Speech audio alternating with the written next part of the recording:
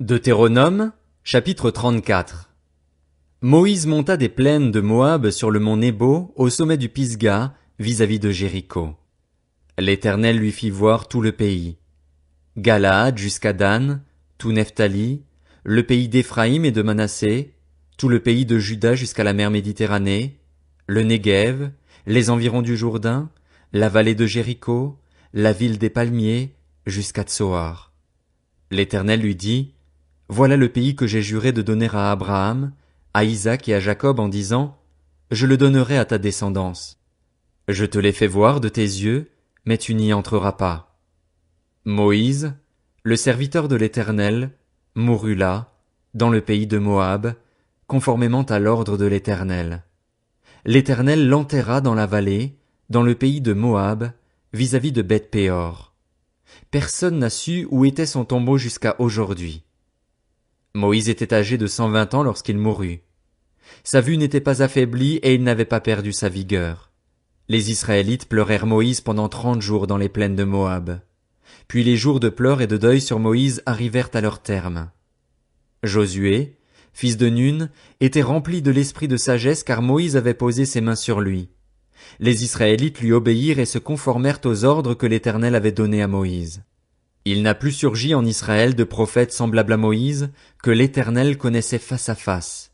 Personne ne peut lui être comparé pour tous les signes et les miracles que Dieu l'a envoyé faire en Égypte contre le Pharaon, contre ses serviteurs et contre tout son pays, et pour tous les actes terrifiants que Moïse a accomplis avec puissance sous les yeux de tout Israël. Josué, chapitre 1. Après la mort de Moïse, le serviteur de l'Éternel dit à Josué, fils de Nun et assistant de Moïse: Mon serviteur Moïse est mort. Maintenant, lève-toi, passe le Jourdain avec tout ce peuple pour entrer dans le pays que je donne aux Israélites. Tout lieu que foulera la plante de votre pied, je vous le donne, comme je l'ai dit à Moïse. Votre territoire ira depuis le désert et le Liban jusqu'au grand fleuve, jusqu'à l'Euphrate, tout le pays des Hittites et jusqu'à la mer Méditerranée vers le soleil couchant. Personne ne pourra te résister tant que tu vivras. Je serai avec toi comme j'ai été avec Moïse. Je ne te délaisserai pas et je ne t'abandonnerai pas. Fortifie-toi et prends courage, car c'est toi qui mettras ce peuple en possession du pays que j'ai juré à leurs ancêtres de leur donner. Seulement, fortifie-toi et aie bon courage en te conformant fidèlement à toute la loi que Moïse, mon serviteur, t'a prescrite. Ne t'en écarte ni à droite ni à gauche afin de réussir où que tu ailles. Que ce livre de la loi ne s'éloigne pas de toi. Médite-le jour et nuit pour agir avec fidélité conformément à tout ce qui y est écrit, car c'est alors que tu auras du succès dans tes entreprises, c'est alors que tu réussiras. Ne t'ai-je pas ordonné? Fortifie-toi et prends courage. Ne sois pas effrayé ni épouvanté, car l'Éternel, ton Dieu, est avec toi où que tu ailles. Josué donna cet ordre aux officiers du peuple: Parcourez le camp, et voici ce que vous ordonnerez au peuple. Préparez-vous des provisions, car dans 3 jours vous passerez le Jourdain pour aller conquérir le pays dont l'Éternel, votre Dieu, vous donne la possession. Josué dit aux Rubénites, aux Gadites et à la demi-tribu de Manassé: Rappelez-vous ce que vous a prescrit Moïse, le serviteur de l'Éternel, quand il a dit: L'Éternel, votre Dieu, vous a accordé du repos et vous a donné ce pays.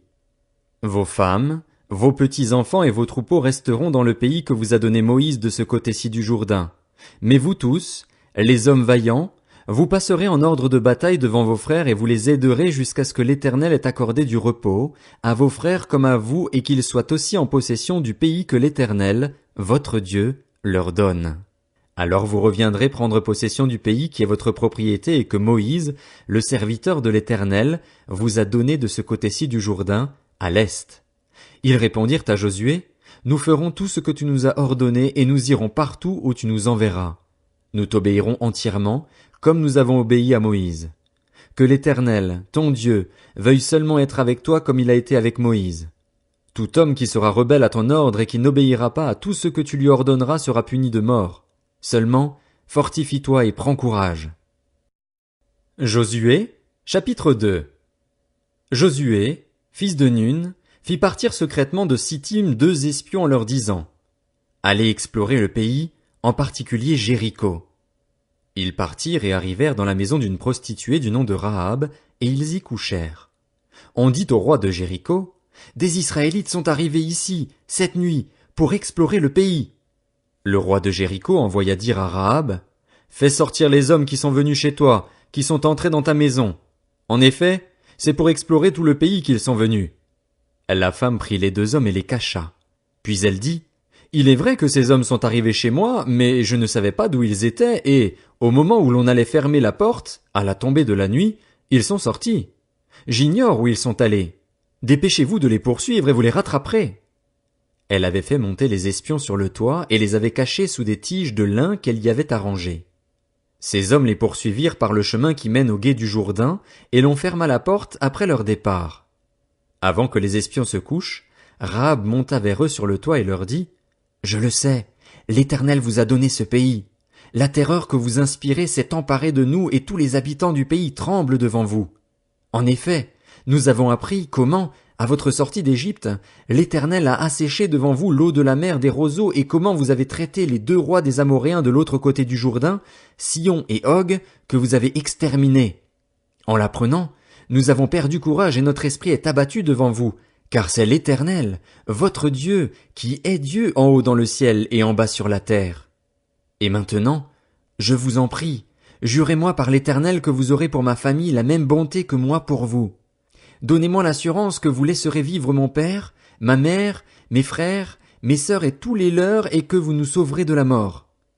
Ces hommes lui répondirent, nous le jurons sur notre propre vie si vous ne divulguez pas ce qui nous concerne. Et quand l'Éternel nous donnera le pays, nous agirons envers toi avec bonté et fidélité. Elle les fit descendre avec une corde par la fenêtre, car la maison qu'elle habitait était sur la muraille de la ville. Elle leur dit, allez du côté de la montagne, sinon vos poursuivants risqueraient de vous rencontrer. Cachez-vous là pendant 3 jours, jusqu'à ce qu'ils soient rentrés. Après cela, vous poursuivrez votre chemin. Ces hommes lui dirent, voici de quelle manière nous nous acquitterons du serment que tu nous as fait faire. À notre entrée dans le pays, attache ce cordon de fil rouge à la fenêtre par laquelle tu nous fais descendre et rassemble avec toi dans la maison ton père, ta mère, tes frères et toute ta famille. Si l'un d'eux passe la porte de ta maison pour aller dehors, son sang retombera sur sa tête et nous en serons innocents. En revanche, si l'on porte la main contre l'un de ceux qui seront avec toi dans la maison, quel qu'il soit, son sang retombera sur notre tête. Si par ailleurs tu divulgues ce qui nous concerne, nous serons quittes du serment que tu nous as fait faire. Elle répondit, qu'il en soit comme vous l'avez dit. Elle prit ainsi congé d'eux et ils s'en allèrent. Puis elle attacha le cordon rouge à la fenêtre. Ils partirent et arrivèrent à la montagne, où ils restèrent 3 jours, jusqu'à ce que ceux qui les poursuivaient soient rentrés.